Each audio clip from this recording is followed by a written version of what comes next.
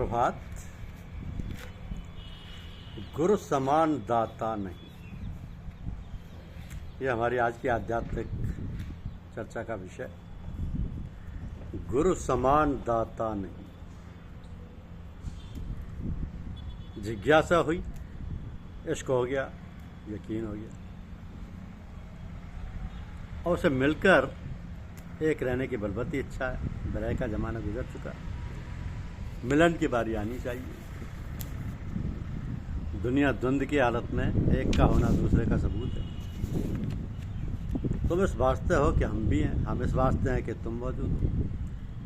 अगर इनमें से एक भी गायब हो जाए तो फिर हम और तुम दोनों निरर्थक हो जाए। इसलिए इस द्वंद्व की रचना में एक के साथ दूसरा हमेशा लगे हुए हैं। भूख के साथ प्यास, रात के साथ दिन, रंज के साथ खुशी, बंधन के साथ मोक्ष, व्यक्तित्व के साथ गुण। तो अभी तक हम दो करते आए हैं, दो के नाम जिक्र करते आए। अब एक मिलेगा या नहीं, अब तक नादान बनकर अपनी नादानी दिखाते आए। ये नादानी जाएगी कि नहीं, ये अद्वैत है। मगर इसकी अनुभूति लाखों में से किसी एक को आती हो। तीन को पूजने वाला कहता है ईश्वर है, प्रकृति है, आत्मा है, ये तीनों अनादि है।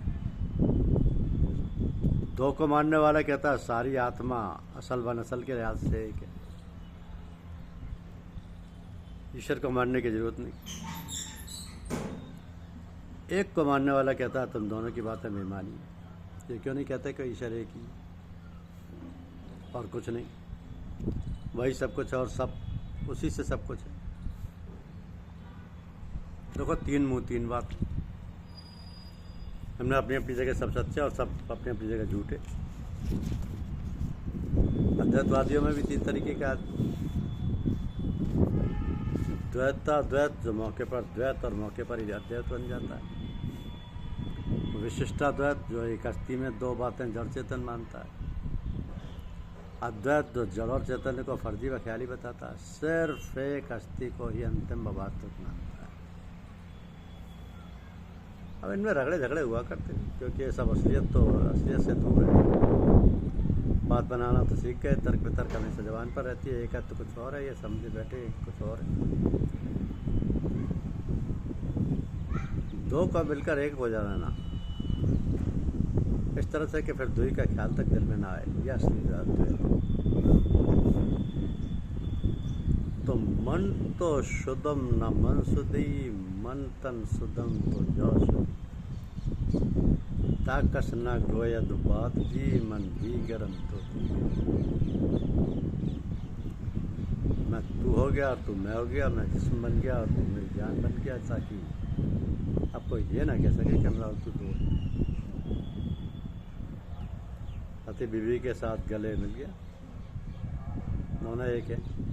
इस वक्त कोई रगड़ा झगड़ा नहीं, मजा ही मजा है। पति पत्नी से अलग हो गया, 100 दो गया, अब झगड़ी सब मजा किरकिरा हो गया।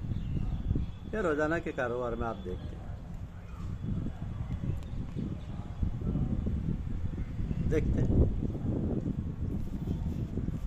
सत्य सत्य है, असत्य असत्य है।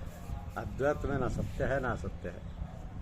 जो अहम ब्रह्मास्मि की बांग लगाता रहता है वो द्वैतवादी है, और जो अद्वैत की पूजा करने वाला है वह बुत परस्त है, जो इशारा करता है कि वह गाफिल है, और जो उसकी बातचीत करता है वो जाहिल है। क्योंकि जो एक को मानने वाला है उसके लिए अद्वैत प्रकाश का एक पर्दा है।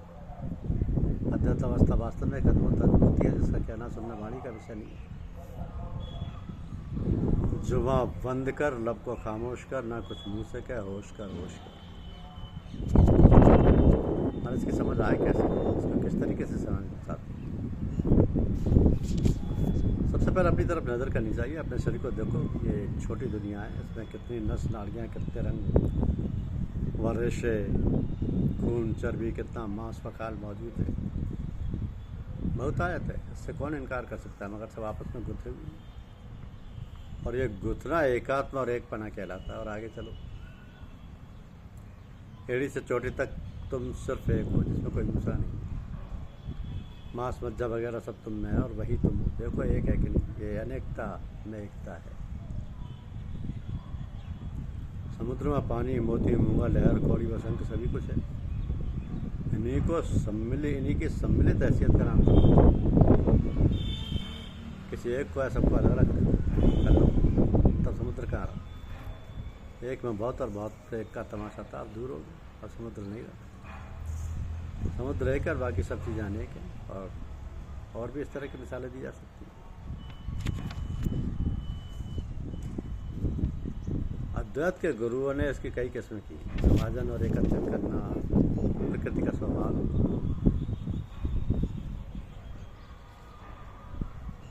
अब जरा सुनिए कि सालों के सामीप्य सारूप्य सायुज्य इनको लोग मुक्ति के दर्जे बतलाते हैं, मगर अद्वैत भी तो एक तरह की मुक्ति है। लौकिक कह दिया बंध से छूट कर एक में आ जाना। सालोक्य यानी ईश्वर के लोक में दाखिल होना। सामीप्य यानी ईश्वर के पास पहुंचना। सारूप्य यानी ईश्वर के रूप को प्राप्त करना। और सायुज्य यानी ईश्वर के अस्तित्व में दाखिल होना। तो ये सब परिस्थितियाँ और कुछ नहीं। ज्ञान की उस बात की तरफ गौर करना चाहिए। इसमें पत्थर काटने वाले और मूर्ति बनाने वाले की मिसाल दी गई। मूर्ति बनाने वाले ने अपने दिल के पर्दे फाड़े और उस जौहर को देखा जिसमें खूबसूरती की मूर्तियाँ हथौड़े के जरिए पत्थर में गढ़ी खूबसूरती में नजर आती है। उसका ये कमाल भीतर है और अपना ही व्यक्तित्व है। उसने क्या किया, उसमें एक होकर मिलते रहने का यत्न किया। समुद्र से लहरें निकली, उसी में समा गई। ये उसका अद्वैत है। और ये एकता भी सच्ची और असली है। वह दूसरी जगह कहीं कहाँ और किसको तलाश करता है। तो जिज्ञासा, उपासना और ज्ञान की मंजिलों को तय करते हुए देखा गया है। कबीर साहब कहते हैं कि गुरु मिले तब जानिए, मिटे मोह मन ताप। हर्ष शोक व्यापे नहीं, तब गुरु आपे आप। चेला गुरु से मिलकर एक हो रहा है। गुरु उसमें और वह गुरु है। गुरु उसमें और वो गुरु में है। अलगाव का पर्दा हट गया तो शून्य का स्थान है। तीसरा तिल जिज्ञासा का मैदान है। सहस्त्र दल कमल में अपने उपासना का सामान था। त्रिपुटी में ज्ञान और ज्ञान दर्शन का। अब शून्य में अद्वैत और एकता का निशान है। तो गुरु अब तीसरे दिल से अभ्यास के वक्त नजर आता है। उसी का ज्ञान, उसी के दर्शन त्रिपुटी में हुआ है। अब शून्य में हमारे ही अंदर है। देना सीखो, लेने का नाम ना लो। तन दो, मन दो, तब ये गुरु मिलते। तन मन धन सब गुरु को अर्पण, इससे पहले गुरु नहीं मिलते। दिल्ली की ना करो, मकौल ना उड़ाओ। असली बात को समझो। गुरुजनों की बुराई ना करो, असल भेजो। कबीर साहब कहते हैं कि कबीरा वे न रंधे जो गुरु को कहते हो। हरी रे उठे गुरु ठौर है, गुरु रे उठे नहीं ठौर। गुरु इष्ट और ध्येय है। आदर से गिरा हुआ आदमी कहाँ ठहर सकता है। इसलिए गुरु पर सब कुछ निछावर है। गुरु समान दाता नहीं, याचक शिष्य समान। चार लोग की संपदा सो गुरु दीनी दान। सत्य नाम के पड़तरे देने को कुछ ना आए। कह लागे गुरु सतोषिए हविस रही मनमाई। सब कुछ गुरु को दे दो। अपना सारा बोझ उनके सर पर रख दो, फिर आज़ादी से विचरते रहो। कबीर साहब कहते हैं मन दिया जिन सब दिया, मन के संग शरीर। अब देने को क्या रहा, युकत कहे कभी। तब मन दिया तो भला किया, जासी सर का भार। जो कबो कह मैं दिया तो बहुत सहेगा मार। मन दिया तो क्या हुआ, निज मन दिया न जाए। कहत कबीर व दास से कैसे मन पतिया है। तन मन दिया अपना, निज मनता के संग। कहत कबीर निर्भय भया, सुन सतगुर प्रसन्न। निज मन को नीचा किया, चरण कबल की ठौर। कहे कबीर गुरुदेव बिन नजर ना आवे और। साधकों के बीच में गुरु की ये हैसियत है, जो ऐसा नहीं समझता वो मरा हुआ है। सबका एक साथ रहना एक जात कहलाता है। वह न किसी से अलग हुआ, न किसी से मिला। किसी की आंख में विकार होता है, यानी एक चीज़ में दो दिखाई देते हैं। ये गलतियाँ सब दिल में हैं होने के और विचारों के छोटा होने के कारण से हुआ करती। इसी तरह लोगों ने एक को अनेक मान लिया और वैसा ही कर रहे हैं। क्योंकि ख्याल में दो समा गए, इसलिए इंसान द्वैतवादी और दो को मानने वाला हो गया है।